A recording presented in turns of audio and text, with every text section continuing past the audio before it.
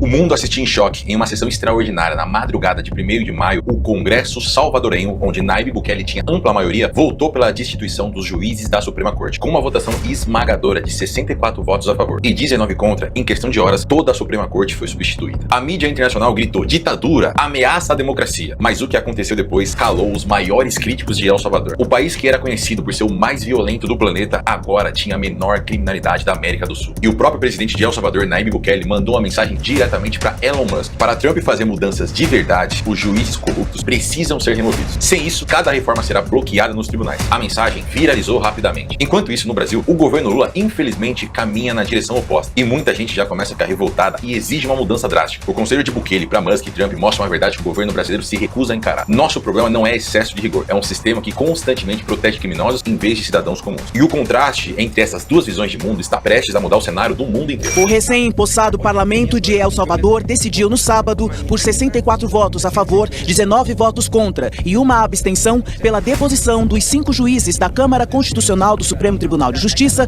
sob a alegação de que eles violaram a Constituição contra as medidas que o presidente Nayib Bukele tentou implantar no país durante a pandemia. Em 2015, El Salvador era extremamente perigoso, com a maior taxa de homicídios do planeta. O país estava completamente controlado pelo crime organizado. A gangue MS-13 e Barro 18 controlavam a maior parte do território nacional. Crianças eram recrutadas à força. Comerciantes pagavam impostos para gangues e qualquer resistência resultava em execução. Famílias se trancavam em casa assim que o sol se punha. Quem precisava sair à noite arriscava a vida. Os salvadorenhos viviam em um estado de medo constante. Nayib Bukele assumiu o governo com uma promessa prática: vamos acabar de maneira brutal com essa situação. Ele iniciou com operações policiais intensas, investimentos em equipamentos e aumento do efetivo policial. Mas logo descobriu que o seu maior obstáculo não eram as gangues, eram os juízes que os protegiam. Cada operação policial terminava seguindo o mesmo roteiro frustrante. Criminosos perigosos, muitos com dezenas de homicídios comprovados, eram presos pela manhã e soltos à tarde, muitas vezes por questionáveis irregularidades processuais ou falta de provas. Documentos secretos foram revelados mostrando que juízes recebiam propinas do crime organizado para liberar os chefes do tráfico. A polícia estava completamente desmoralizada. Um policial salvadorenho relatou: arriscamos nossas vidas para prender esses assassinos e os vemos na rua no dia seguinte rindo de nós. Essa situação parece familiar para qualquer policial brasileiro, não é mesmo? Bukele chegou a um ponto crítico. Havia tentado todos os caminhos tradicionais sem sucesso. Em 1º de maio de 2021, com o apoio de 67%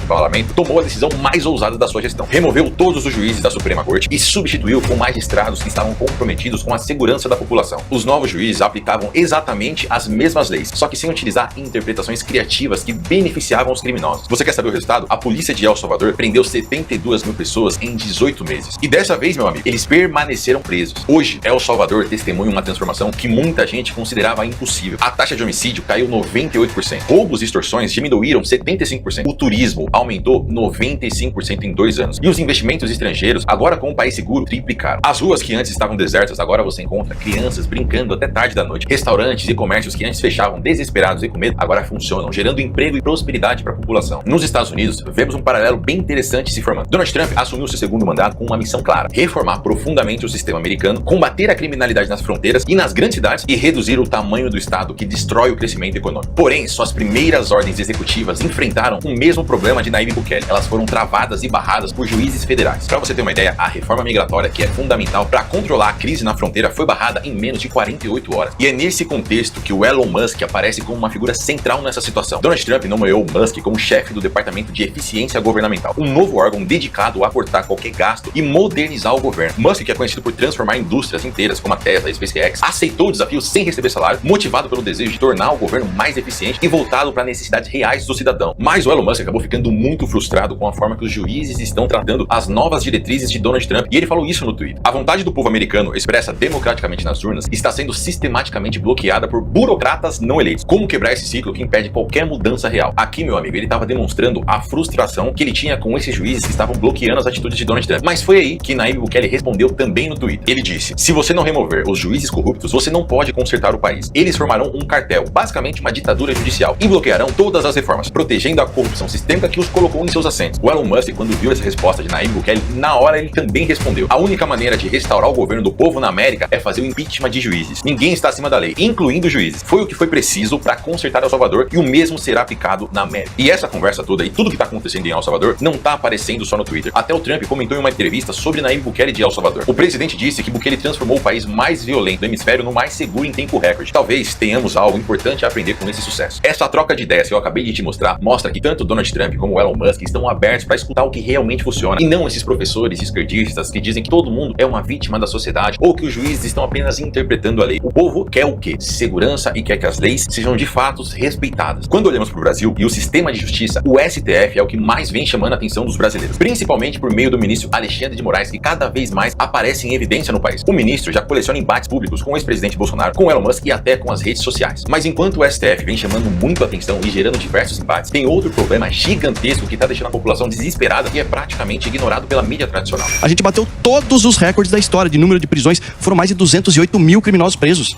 Só que para cada 5 indivíduos presos no Brasil, 1 está efetivamente preso no sistema prisional, 3 estão condenados, mas em liberdade, ou procurados pela justiça, conseguiram algum benefício, e um outro indivíduo sequer foi condenado, foi absolvido pela justiça. Batemos recorde histórico de prisões em 2023 e em 2024, mas a maioria deles está de volta às ruas em menos de 30 dias. E o pior, muitos homicídios são cometidos por pessoas que já prendemos pelo menos 3 vezes. Como o povo brasileiro vai ter segurança se a polícia prende, mas a justiça acaba soltando em pouquíssimo tempo? A gente não tem dificuldade em prender quadrilhas, em prender criminosos. A gente tem dificuldade com a reincidência criminal. É normal, será, um país que prende 14 vezes o mesmo indivíduo pelo mesmo crime grave? O governo precisa urgentemente resolver esse problema com a justiça brasileira se ele quiser de fato trazer segurança para a população. Mas enquanto El Salvador avança e os Estados Unidos consideram mudanças estruturais, o Brasil, sob o comando do governo Lula, caminha na direção oposta. O contraste não poderia ser mais claro ou mais preocupante. Em um discurso que chocou famílias de vítimas de violência, o presidente Lula declarou lá atrás que estava cansado de ver a polícia prendendo jovens apenas por furtar um celular. A palavra apenas mostra o quanto Lula está completamente desconectado da realidade. Roubar um celular de um cidadão brasileiro é algo muito, mas muito ruim. O celular hoje não é um item de luxo, é uma ferramenta de trabalho que contém dados pessoais, as suas redes sociais, os seus e-mails, as suas contas bancárias, é praticamente parte da vida da população. E quando você para olhar um Uber ou uma pessoa que trabalha no iFood, o celular hoje é praticamente o ganha-pão dessa pessoa. Mas o governo atual insiste nessa narrativa de humanizar o pequeno crime e deixa cada vez mais os criminosos à vontade e desmoraliza a polícia brasileira, que vê a impunidade crescendo no nosso país. Só pra você ter uma ideia do nosso problema, enquanto Nayib Bukele prendeu um monte de gente que estava vinculada ao crime lá em El Salvador, o ministro da Justiça do Brasil já se disse preocupado que a nossa cadeia tá muito cheia e que talvez prender não seja a melhor punição. A política de desencarceramento defendida pelo governo atual está criando um ciclo vicioso. Prisão, soltura, mais crimes, mais vítimas inocentes. O maior problema que a gente tem hoje é reincidência criminal.